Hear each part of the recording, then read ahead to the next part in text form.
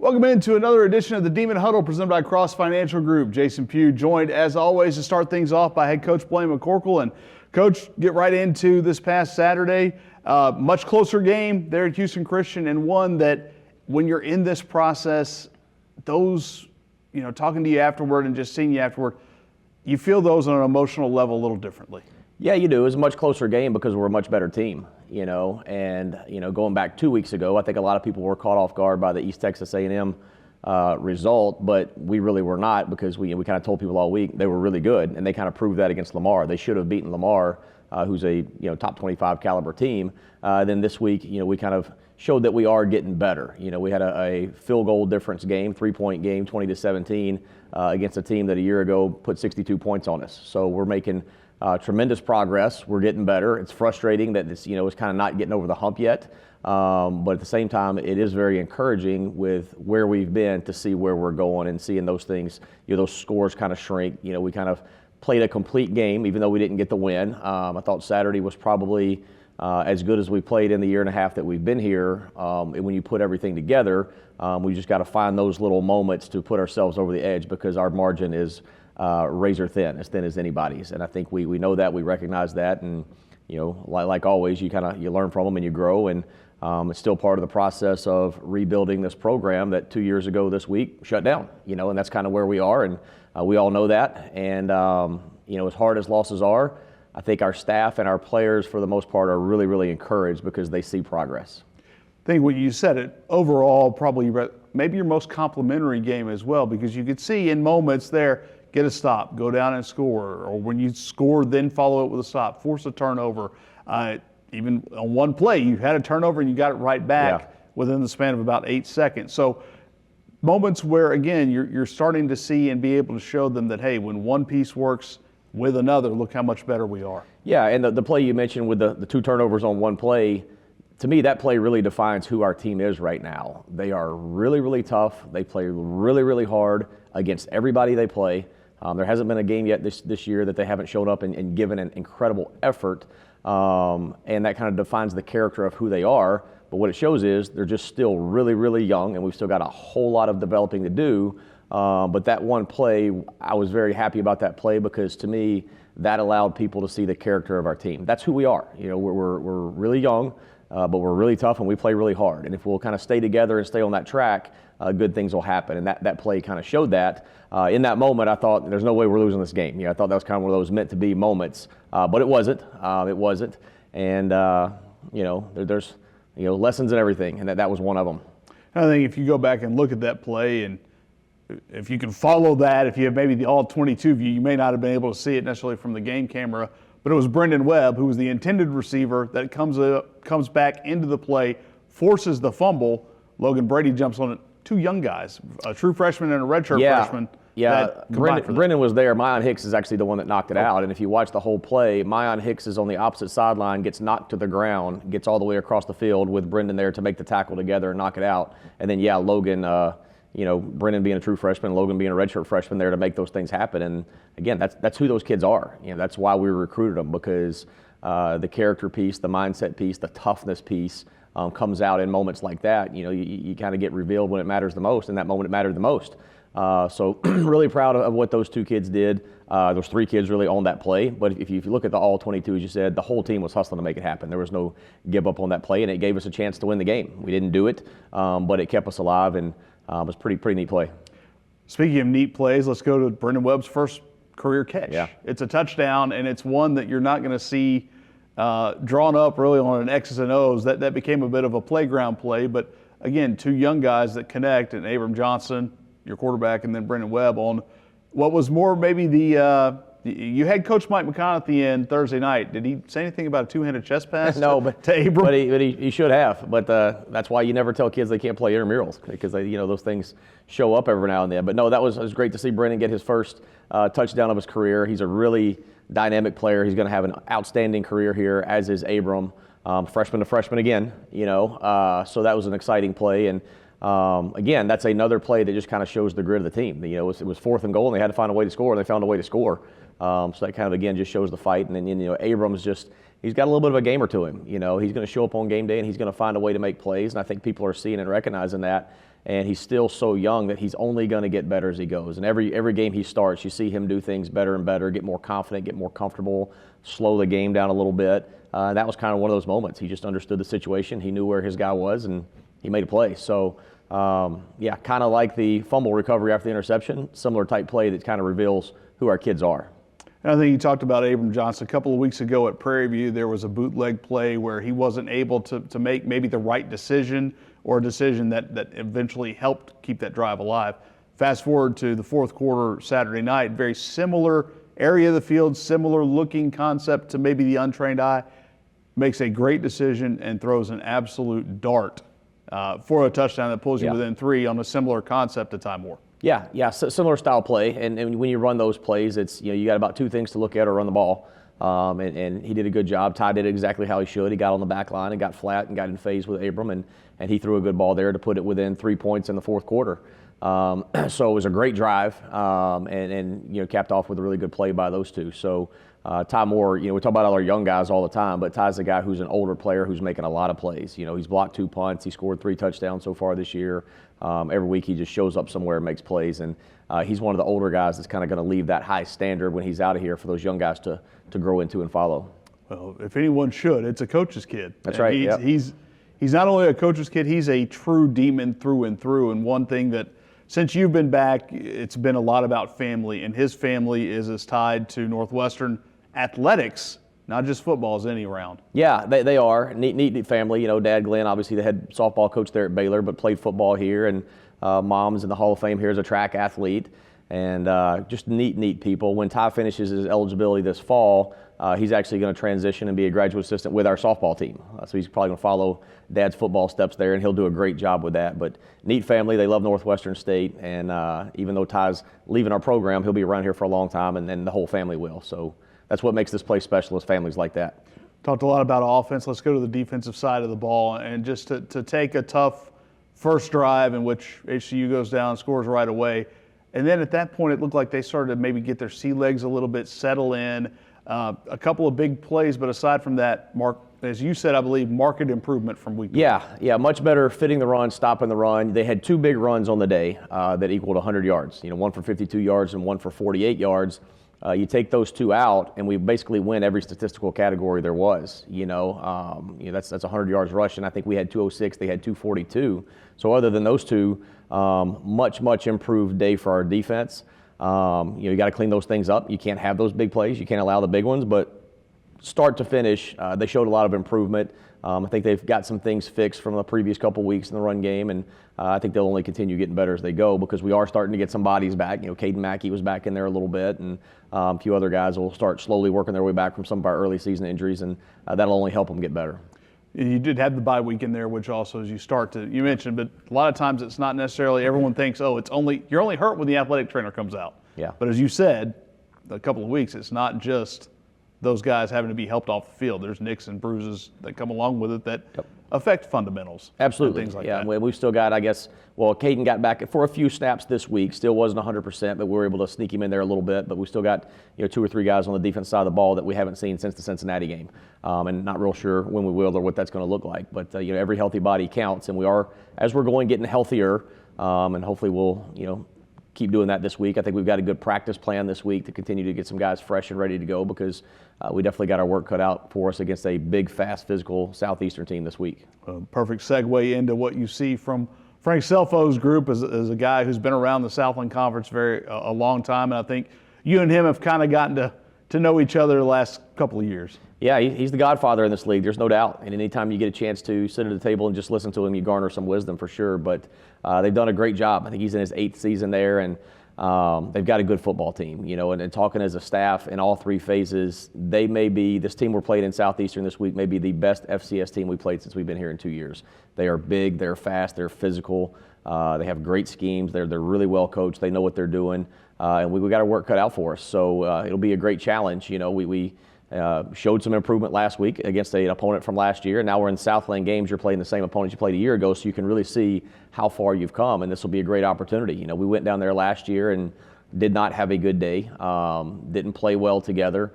Culturally, we were not where we needed to be last year in that game, and this will be an opportunity for us to reveal who we are again against a really, really good opponent.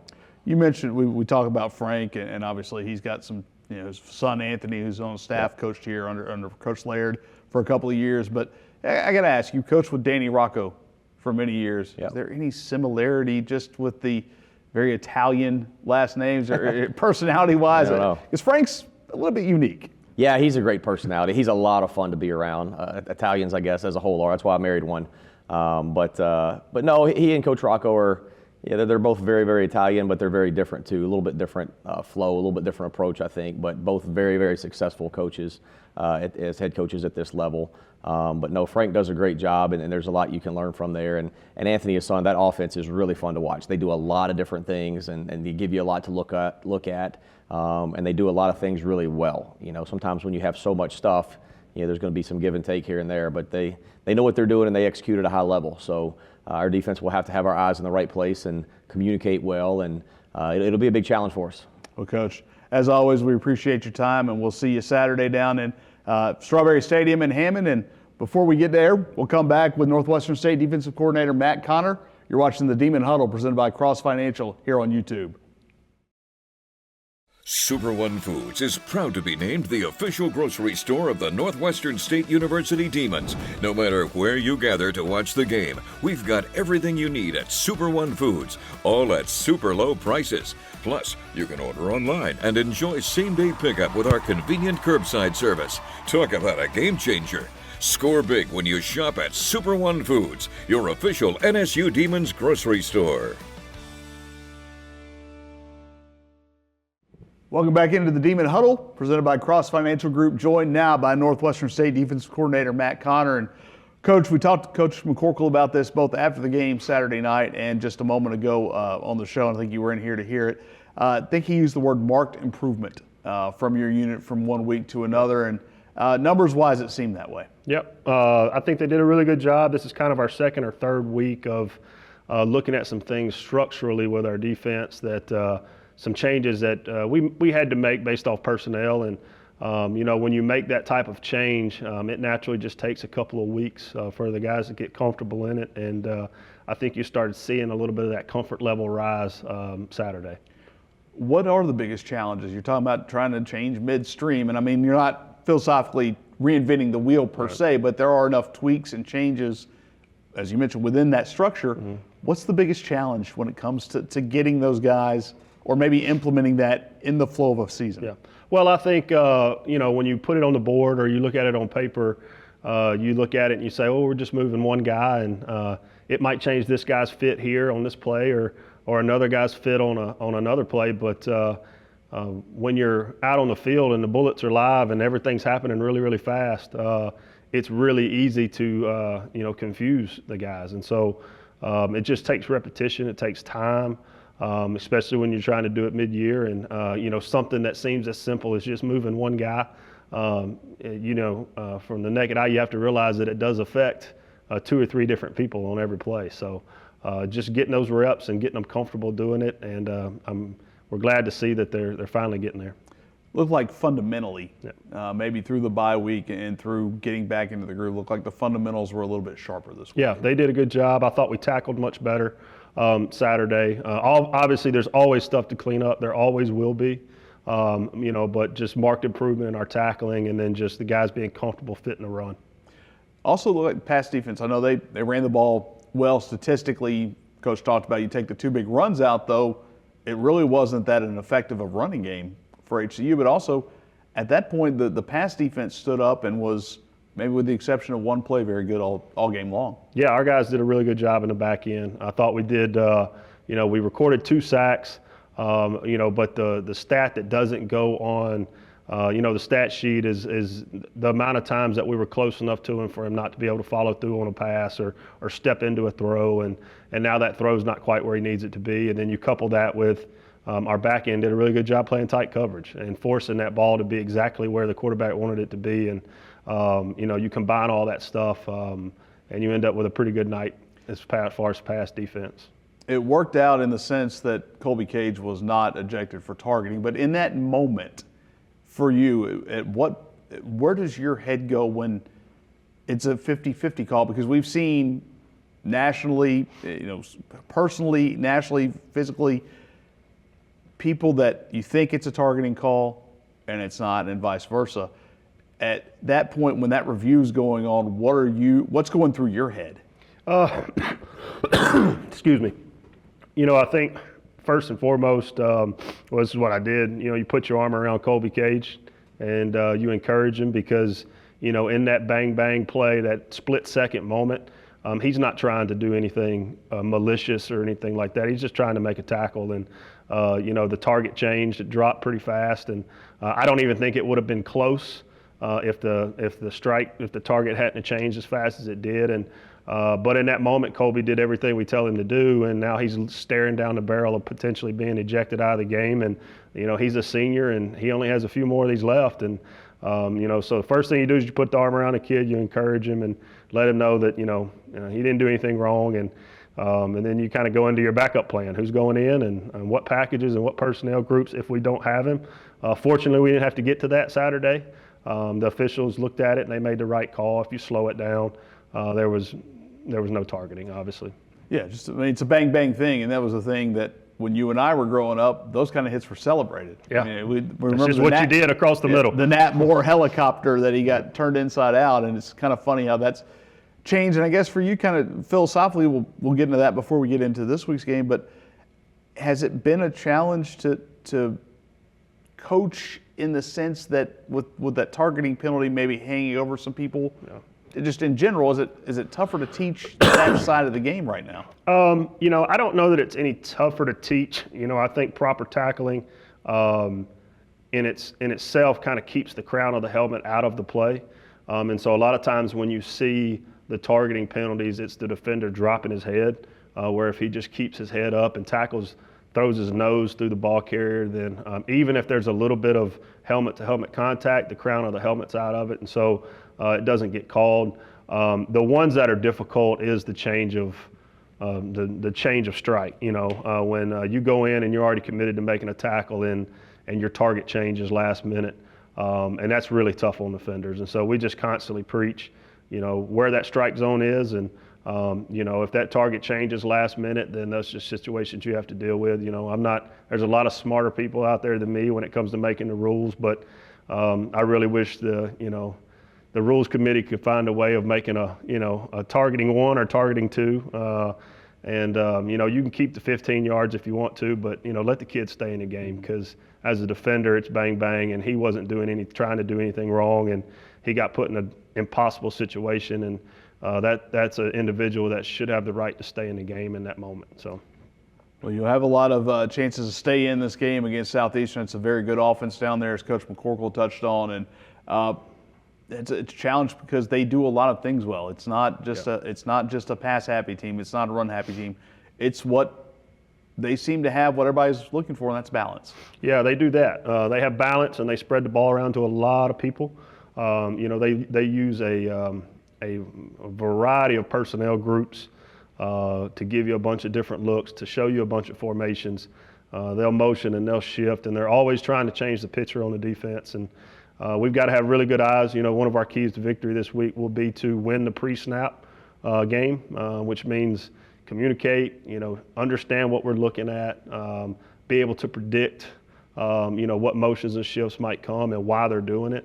And so it'll be that's a lot on our guys naturally. That's just kind of the position they put you in, but it'll be a fun challenge. Our guys will be ready for it, and we'll prepare this week and put a good game plan together, and our guys will show up to play, and you should be excited when you get presented an opportunity like this. When you go into the pre-snap, because with Carson, and we'll talk to Carson Stewart next, so there's some pre-snap motion within what Northwestern's done this year. So when you see that throughout the week, does it give you, it's not carbon copy clearly, but does that help your guys get into that pre-snap communication in that, hey, you may see heavy, maybe unbalanced right, and then all of a sudden it's unbalanced left? Yeah, absolutely. It just forces, any time at practice where our offense forces us to adjust, to communicate across the field and get it in and out of certain things, it's just great practice for us, because modern day offenses, they're going to move around. They're not just going to line up and stay where they're at. I wish they had to, but that's just not the game we play. So They're going to move around, they're going to motion, they're going to shift, and we just have to do a really good job, one, communicating, and two, I mentioned earlier, just to be able to predict why they're doing this and understand not just, hey, they motion this guy, but why are they motioning this guy, and what's their counter to that. And they'll be ready. And again, it'll be a challenge, but it's a great opportunity for us to show the growth that we made as a defense next Saturday. Well, the good news is you're not in the Arena League, so there's no forward motion. Right. Where East Texas's Clint Dalzell came from, so you don't have to worry about that anymore. You just have to worry about winning the pre-snap this weekend down in Hammond. And Coach, as always, we appreciate your time. And when we return, we'll be joined by Northwestern State Offensive Coordinator Carson Stewart. You're watching the Demon Huddle, presented by Cross Financial here on YouTube. Whether it's in the trailer, behind the camera, or on the air, NSU has a place for you. Learn the ins and outs of an ESPN broadcast while getting a full-fledged education in sports media or broadcast journalism. Northwestern State University. New media, journalism, and communication arts. Learn more at nsula.edu/new media.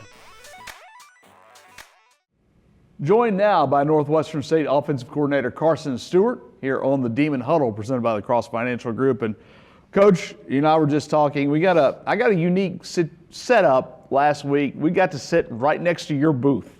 You come in here and you're very calm and you're very direct. It was fun to see a different side of you. People don't get to see that a lot of times, but you're very high energy. It was fun to watch you coach, I guess is what I'm trying to say. Yeah, it was a fun game to coach in. I think we did some good things on the offensive side of the ball and saw a lot of guys contribute, and that's always exciting to see, no matter on the field, press box, wherever. So that's great. 206 rushing yards. I think if I told you you get that every Saturday, how happy would you be? I'd be happy. I'd be happier if it was more. Never enough. No, never enough. But when you do that, we've talked so many times. The first week back against Alcorn State. It's been a little while. I don't remember who we played. But Abram led the team. It was the lion's share of the carries went to him. A little more balance this week. He was over 10 carries. Myon Hicks was over 10 carries. Colby Burrell was over 10 carries. What does that do for a play caller to feel like you have those options on any given night where everything's clicking? Yeah, it allows us to be multiple when we need to be. There were a lot of instances in that game where we truly solidified and simplified some of our schemes. It allowed our guys to play faster and execute at a high level. And when you see those guys out there having that output, you just keep pouring it on, and you find some sort of change up here or there. But that balance was good balance. Let's talk about the improvisation angle from Abram Johnson. Obviously, there's some quarterback run game. There's options within this offense. But there was a play that he made with his legs to set up the touchdown, the first touchdown. I'm going to ask the same thing. Did you pull Mike McConaughey aside Thursday and ask about a two-handed chest pass? Because that was not on the grease board, I don't believe. Yeah, I did not talk to Coach McConaughey about that, but that's just a good athlete in space making a good play. We have to see if we can get Coach to grade the chest pass there. It worked for 6 points, so that's what matters. Brendan Webb, kind of the same thing. We'll talk about him, the play he made, and I know Myon Hicks ended up with a punch-out, but he was the intended receiver on the interception that turned into a fumble because your offensive unit out there obviously became defenders, but they stayed hustling and stayed up in terms of flowing to the football, in terms of not giving up on a play, and that's something that I think kind of shows where this team is right now, even with where you are in the process, that no one has given up and no one feels sorry for themselves. Yeah, I mean, they fight, and they keep fighting, and they keep fighting. Very encouraging to see that, seeing the promise of those guys. And I think Coach mentioned it, that our character was revealed in that moment. It could have been very easy to turn the other cheek and jog off the field. The play and over till the whistle blows. And you saw that in that clip. And then take it down and score. You scored off that off the double turnover play when Abram made the great throw to Ty Moore. And I think kind of the same thing we're going to ask you that we asked Coach McCorkle. Similar concept to the one it seemed like, again, from a naked eye at Prairie View, kind of illustrates what you and Blaine have been talking about with Abram.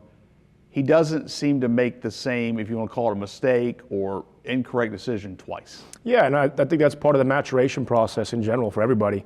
And, we talk about with the team sometimes that mistakes are okay if they happen one time.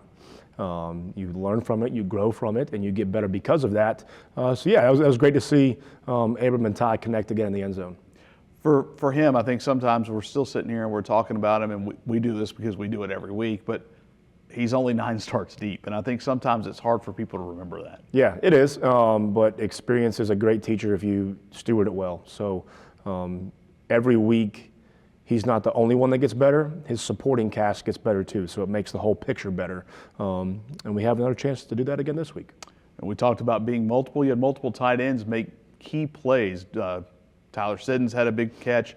Joe Moreland had a couple of really nice catches, and I know that's someone who, since he's been here, he's kind of filled a couple of different roles in that room, but I think he's always kind of had that tantalizing talent that you see every now and then, and now it's just putting it together on a consistent basis. Yeah, those guys for the most part in that room are kind of a Swiss Army knife. They all have unique skill sets, and when they get a chance to display that come game time, nobody's happier than somebody up in the box just getting to call it. So it was exciting to see those guys make some plays. And again, this is still a very young group we're talking about. Tyler's a junior, and he seems like one of the elder statesmen in that room because Luke Carter's a redshirt freshman and Joe Moreland's a sophomore. But that also within this offense, there are opportunities for tight ends that may not be there for other places. So getting them engaged and keeping them engaged has been a key part. Yeah, no question. I think week to week, some of those things will change based on defensive structure and what our overall mindset and mentality is with the game plan. But there's always a chance for somebody to get a touch. I think the last 2 weeks we've had 11 and 12 different guys touch the ball week to week. So our ball distribution has been great. I want to keep doing it that way. Let our guys, feed off that energy.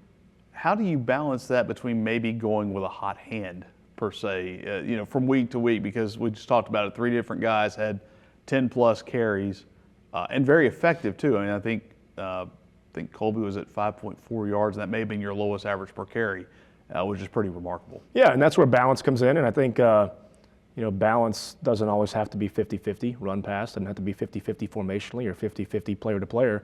I think balance is if it ain't broke, don't fix it. And also having the option to do both at any time. No doubt. When you look at Southeastern, we kind of know what Coach has talked about, Coach McCorkle has talked about. He said it may be the best FCS team you guys have played in the year plus you've been here. What do you see on the defensive side of the ball that makes them a challenge? They're a very talented group on defense. They're strong, they're fast, they're physical, they're coached very, very well. You can tell the way that their guys play. It's very detail-oriented. It's an older group back there in all 3 levels of the defense, and they play the game at a really good speed, and they play it with the right intent. When you look at it, you've been with Blaine McCorkle for a long time on his staff. Matt Connor has been alongside the same way. Frank Selfo's been there 8 years. What does continuity do? And I know we're talking as an offensive coordinator and not necessarily on defense, but what does continuity do for a coaching staff? I think it gets everybody on the same page for a longer period of time, and you can share the same language and vernacular, and you can kind of start feeding off of each other in a positive way. So continuity is a great thing. And how has that helped this team? You had a few changes, but again, generally speaking, the core group, whether it's been you or Maurice Stewart or Coach Connor or Coach Williamson, Jay Will, you guys have been around with Blaine for a while. And again, Coach Joseph was here both years here at Northwestern. How has that maybe accelerated the foundational building of this program? Yeah, it definitely helps. You're able to move forward at a faster pace with some things, be it in the film room or in some breakdown things. You're able to be on the same page a little bit quicker. Well, you'll have the same page again because you're in Hammond last year. You'll go back there this weekend. And Coach, as always, we appreciate your time and appreciate you watching the Demon Huddle presented by Cross Financial Group here on YouTube.